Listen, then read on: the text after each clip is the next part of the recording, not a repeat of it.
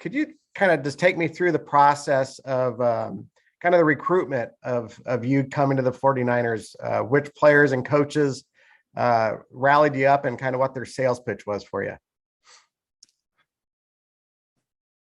Well, it certainly was the taxes that brought me here, but definitely me and Debo were very close before NFL, honestly. So the process, just watching Debo, the plays he made here, the offense, being top tier offense, and my time being in NFL, watching the 49ers, Coach Shanahan track record speaks for itself, and the plan that the organization just laid out for me, from special teams to offense and just me as a player, I thought it was a great opportunity. Ray, being a wide receiver, did you ask for or receive any clarity on the quarterback situation here? And have you made contact with Trey Lance, or has he made contact with you? And do you have any plans to get together before the offseason program begins?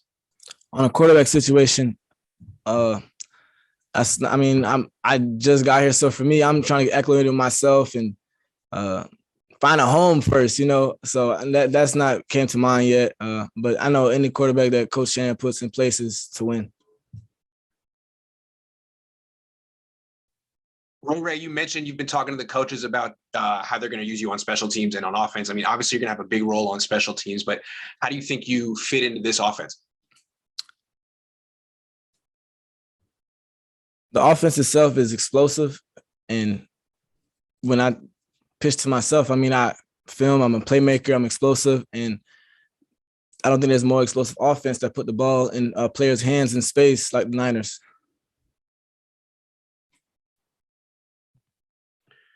Hey, Ray, I don't want to get up on the wrong foot with you, but I've got to ask you, you've had some fumbling issues in the past. It seems like, through the last half of last season, that wasn't as much of an issue.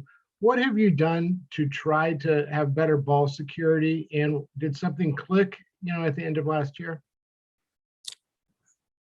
It clicked for me 2 years ago. And now every year, every year is to get better. And it's not me being careless. It's more of me being an aggressive runner and becoming professional. So, that's part of the game. You got to take care of the ball. And every year I've gotten better and better, and I just got to keep getting better. Hey, Ray, we know that Kyle Shanahan loves those choice routes. Is that something that you're comfortable with? That's something that you've already talked to him about? I'm sorry. You're going in and out. My apologies. 1 second. Oh, I'm sorry. So my question was that Kyle Shanahan likes the slot receivers who can run those choice routes. Is that something that you've seen in watching the film? And is that something you've already talked to the offensive coaches about, having the opportunity to do that, a lot of that? I wanted to do whatever coach asked me to do, but choice routes are definitely, even in the game itself, are definitely big. And I would love to be part of that. Last two. Ray, just as far as in your career, early in your career, you bounced around a little bit, and then you finally found a home with the Steelers. What do you think it was? Those first couple of years, I guess, again, similar type question. Did something click for you that you were able to kind of, establish yourself as an NFL player?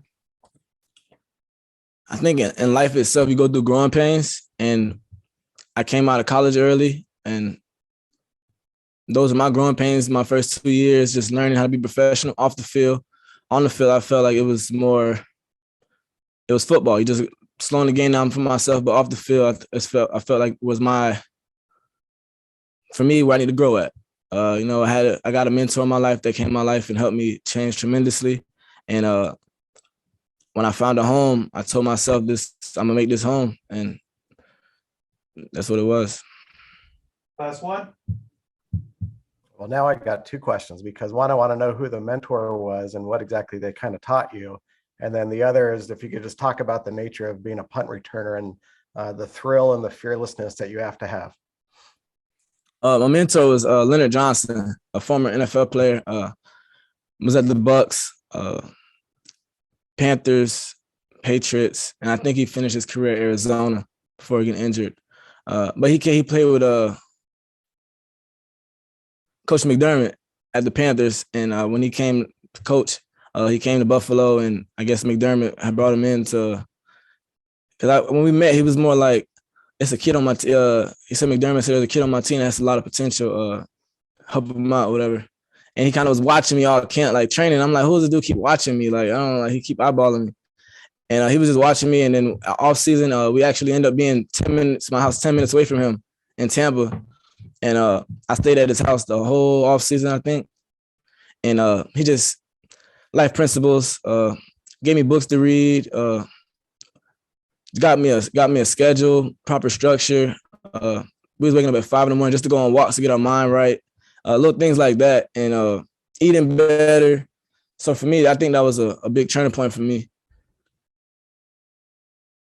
And then do you want to touch on just the thrill of being a punt returner and the fearlessness you have to have? My fault. You gotta have a different mindset back there. Like honestly, I didn't start loving punt return until like I think sophomore year of college. Coach Sweeney kind of was in my butt about it. Like this going, you could be the man back here if you start honing it in. And I'm like, Coach, man, I'm trying to play offense, man. Special teams, the ball in the air, looking up, and you just grow a thrill back there of people running down. Be able to control the game. Special teams is you only get one. It ain't like third down, second down, whatever the case may be. You get one chance to make a play, and it can change the whole atmosphere of the game. And I think special teams you gotta be a different animal. From even running down to tackle somebody, you just gotta be a different animal. Thank you, Eric. Yes, sir. God bless. Thank y'all for having me.